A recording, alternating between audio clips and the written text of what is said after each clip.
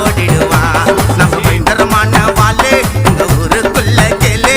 அட நீங்களா எங்களுக்கு குச்சிமிடா.